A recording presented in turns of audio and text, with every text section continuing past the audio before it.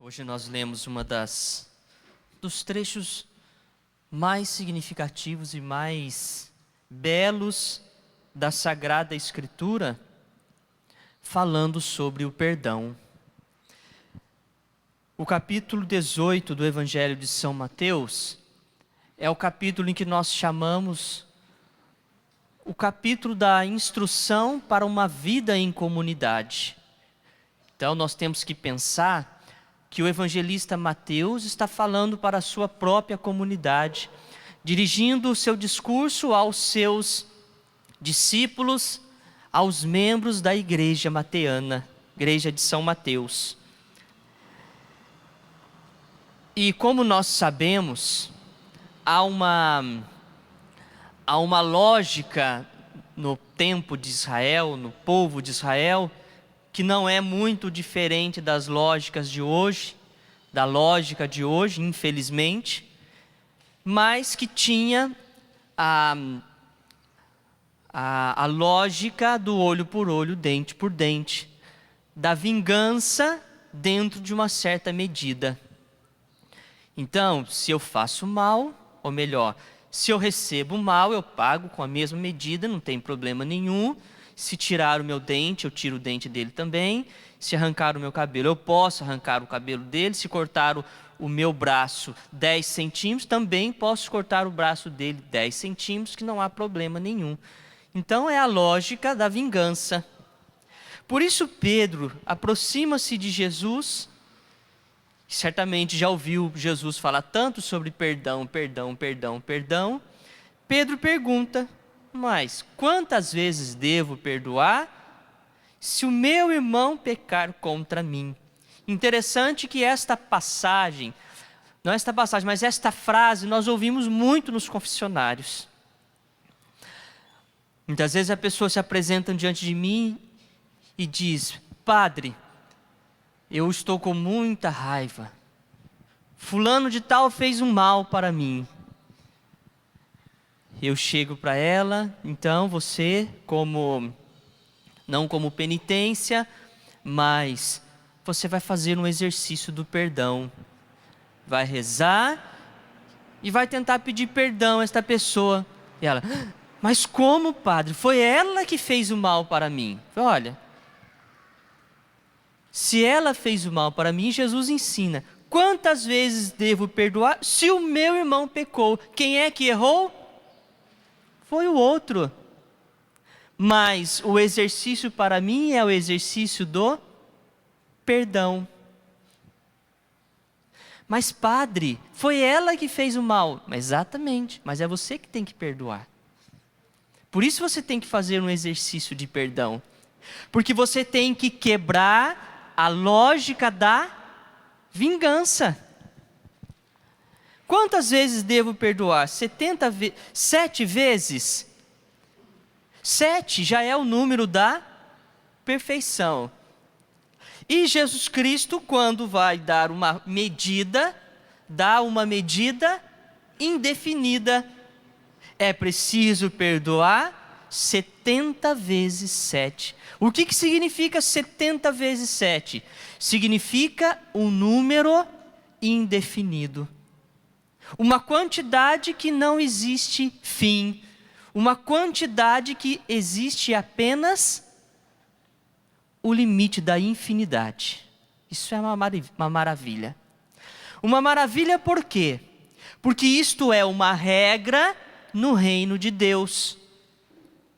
Isto é uma regra.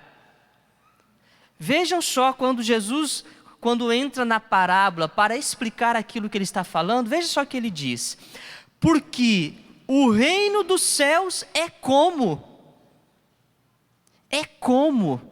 É uma regra. É assim que funciona no reino do céu. E se nós queremos viver no reino do céu, é assim que nós temos que viver. Jesus faz uma comparação para dizer: no reino do céu é assim, ó. Quem quer viver no reino do céu precisa viver deste jeito. O Padre Jonas chama isso daqui e nos ensina que é um princípio eterno. Um princípio que não se muda de forma alguma, é eterno. É uma lei que não tem possibilidade nenhuma de ser alterada. Por isso é chamada de um princípio eterno. É a lei do reino de Deus. É assim que funciona, é assim a regra, é assim que cada cristão que quer viver no reino do céu precisa viver.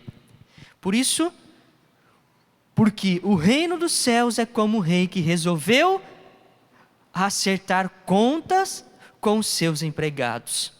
Quando começou o acerto, trouxeram-lhe alguém que devia uma enorme fortuna.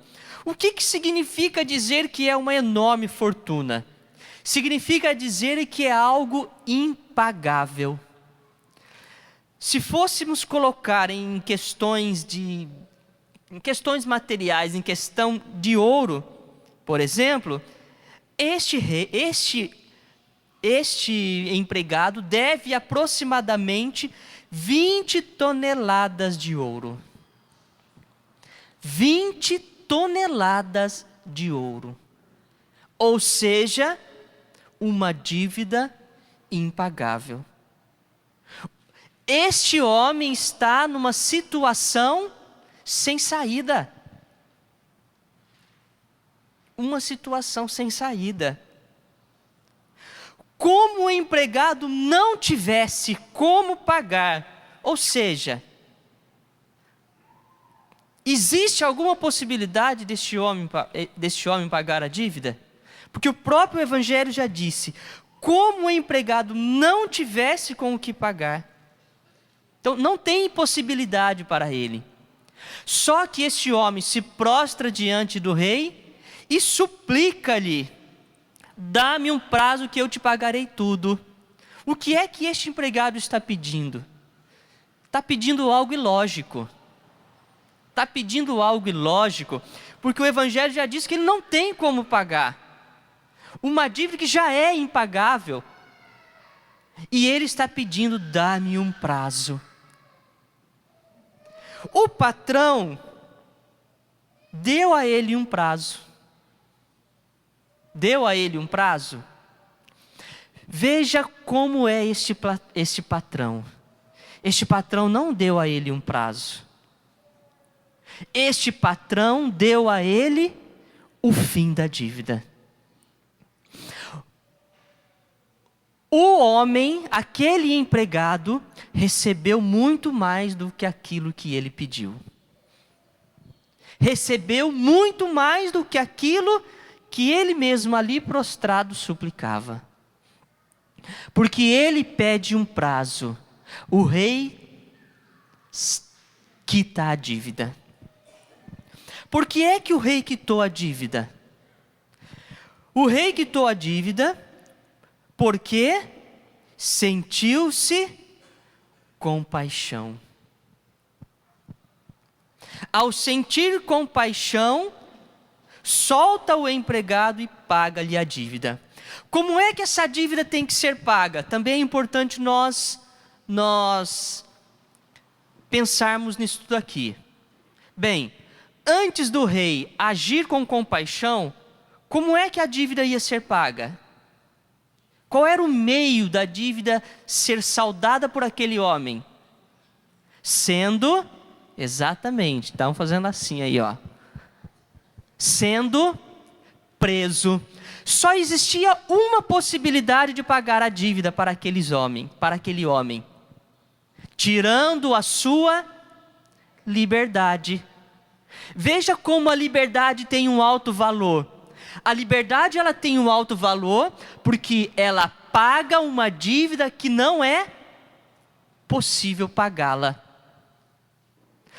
Agora, eu te faço uma pergunta. Ou melhor, faço uma pergunta não. O homem só pode ser livre, ou melhor, só poderia pagar a dívida se existisse uma situação de prisão. Guarda esta ideia. Por que eu estou falando a respeito disto? Estou falando a respeito disto pelo seguinte: se a escravidão, ou melhor, aquela dívida só era paga por causa de uma escravidão de alguém, a liberdade da humanidade só pôde acontecer quando Cristo tornou-se escravo da cruz. Vejam só quem é a moeda que paga a dívida do homem. Qual é a escravidão que paga uma dívida impagável? A escravidão que paga uma dívida impagável é o Cristo preso na cruz. Como São Paulo vai dizer, em 1 Coríntios capítulo 6, versículo 20, que a humanidade foi comprada por um preço caro. Em 1 Coríntios capítulo 7 vai dizer que foi alguém que pagou o preço pelo resgate do homem. E em Gálatas capítulo 3, versículo 13, define quem é este homem. Jesus Cristo pagou o preço do resgate. E lá em 1 Pedro capítulo 18, versículo 19, vai dizer o quê? Que Jesus Cristo pagou o preço do resgate por meio do seu sangue. Então vejam só para onde esta passagem bíblica está remetendo o ser humano. A olhar para o sacrifício de Cristo na cruz e dizer assim: a minha liberdade diante de uma escravidão do pecado foi comprada por um alto preço, e só uma moeda de um grande valor poderia pagar a liberdade da humanidade, escravo da cruz, escravo do pecado. E esta humanidade é o sangue e esta moeda é o sangue de Jesus Cristo. O sangue de Jesus Cristo dá ao ser humano a liberdade de todos os seus pecados. Porque o pecado é uma escravidão em que nenhum homem pode se libertar dela por si mesmo. Não existe moeda. Não existe moeda. Jesus Cristo salda a dívida da humanidade. Jesus Cristo salda a dívida da humanidade, tornando-se escravo. Para que aquele homem tivesse a sua dívida saldada, ele precisava ser preso. Para que a humanidade fosse liberta de toda a escravidão do pecado e pagasse a sua dívida, precisou-se de uma escravidão, só que foi uma escravidão de Cristo na cruz, derramando o seu sangue. É por isso que, ao continuar no Evangelho, nós vemos que aquele homem que recebe tão grande dom, que recebe tão grande presente, quando encontra-se alguém que está devendo para ele, e vejam só a sua dívida, deve apenas 100 moedas, equivale a aproximadamente 32 gramas de ouro. A primeira era 20 toneladas, a segunda é 32 gramas de ouro. Alguém que tem uma dívida tão pequena a receber, mas que, em vez de agir como seu patrão agiu, preferiu agir com a vingança, com a falta de perdão, com a falta de caridade para com o outro. Por isto, quando Por isto, quando aquele patrão fica sabendo da situação, faz o quê?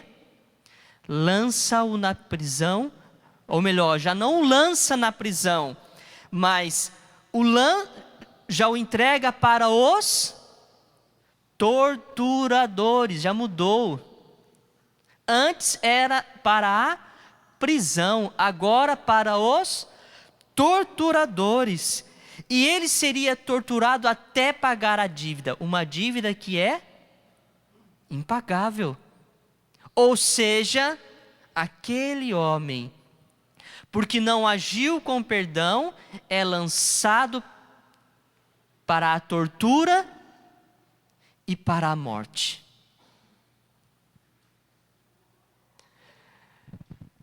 Deus nos escolheu para pensarmos como Ele, para agirmos como Ele, para termos o sentimento de compaixão que Ele tem, para termos o sentimento de perdão que Ele tem para com a humanidade, para conosco mesmo. Daqui a pouquinho, a mais alguns minutos, eu vou dizer para vocês, rezemos a oração que o Senhor nos ensinou. Todo mundo vai levantar os braços, olhar para o céu e começar: Pai nosso que estais no céu, santificado seja o vosso nome, perdoai as nossas ofensas, como nós perdoamos a quem nos tem ofendido. É regra para quem quer viver o céu, perdoar os outros como Deus perdoa. Padre, mas foi ele que fez o mal contra mim. Existe uma palavra, uma passagem no Salmo que define o que significa o que é perdão. Define o que é perdão e é uma que eu sempre uso. Deus não nos trata segundo as nossas faltas. Existe a falta? Existe. E eu estou olhando para um monte de gente que comete faltas. E eu só não estou olhando para mim porque infelizmente os meus olhos não enxergam a mim mesmo. Mas se eu tivesse diante de um espelho, certo? Eu estaria olhando também para mim que cometo faltas.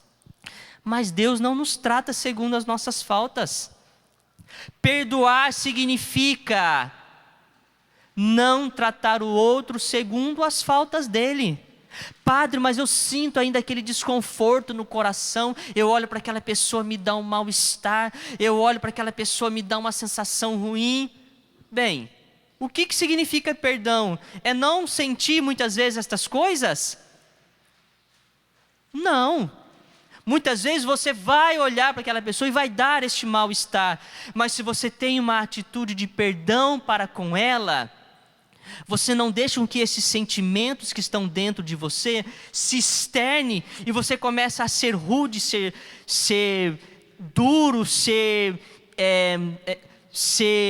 áspero com esta pessoa. Padre, mas daí eu não estou sendo falso. Não está sendo falso. Você não quer ter uma atitude de perdão? Então você vai ter uma atitude de perdão diante da pessoa. Você não vai agir segundo aquilo que o seu interior muitas vezes está querendo. Segundo o meu interior, eu arrancava os cabelos dela, eu torcia ela pelo meio, eu estrangulava o pescoço dela, eu pegava um chicote e batia nela. Mas o que é que eu vou fazer se eu quero ter uma atitude de perdão? Eu vou amá-la com as minhas atitudes, para dizer para os meus sentimentos: olha, não é assim que eu quero pensar, que eu quero agir. Eu quero agir diferente. Eu não quero agir conforme você está me mandando meus sentimentos. Eu quero agir segundo Deus age para comigo. Não leva em conta as minhas faltas. Por isso que quando eu olhar para aquela pessoa e me der aquela dor de barriga até, de vontade de dar um murro na cara dela, eu vou dar a ela um abraço bem apertado. Um abraço bem apertado.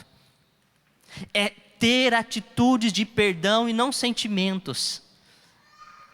Deus nos escolheu para termos atitude de perdão, porque Ele não leva em conta as nossas faltas.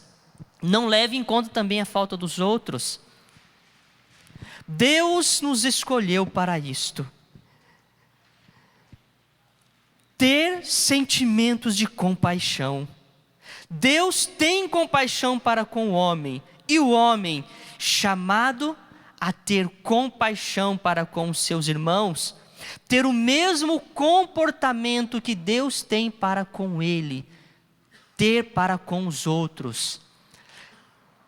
Encerro dizendo o seguinte: sempre quando você pensar numa pessoa que fez o mal para você, pense da seguinte forma: a dívida que ele tem para comigo é pequena. Porque nós pensamos que a dívida que o outro tem para comigo é uma dívida impagável. Morreu, aquele ali morreu para mim. Aquele ali, não quero vê-lo nem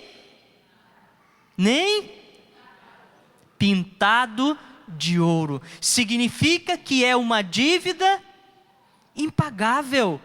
Então, quando você olhar para ele, pensa assim: não, a dívida dele é pagável. A dívida dele é pagável com a misericórdia.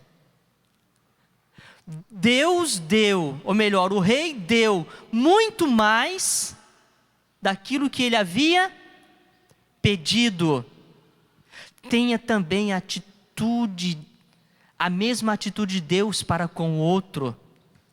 Dê a ele muito mais do que ele merece. Dê a ele muito mais do que ele está pedindo a você.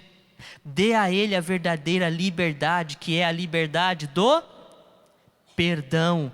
É o perdão que liberta. Padre, estou tão doente, com queda de cabelo, com isso, com aquilo, com um monte de coisa. Eu tenho que dizer: mas muitas vezes é porque você está escravo da falta de perdão. Está cheio de mágoa no coração. A mágoa adoece a alma e reflete no corpo. Por isso, dê a ele e a você mesmo uma liberdade verdadeira, que é a liberdade do perdão. Que o Senhor possa nos capacitar para esta graça no dia de hoje. Que o Senhor possa nos revestir com o dom do perdão. Um dom experimentado e um dom partilhado. O dom que você experimenta do perdão é o dom que você é chamado a partilhá-lo com os irmãos.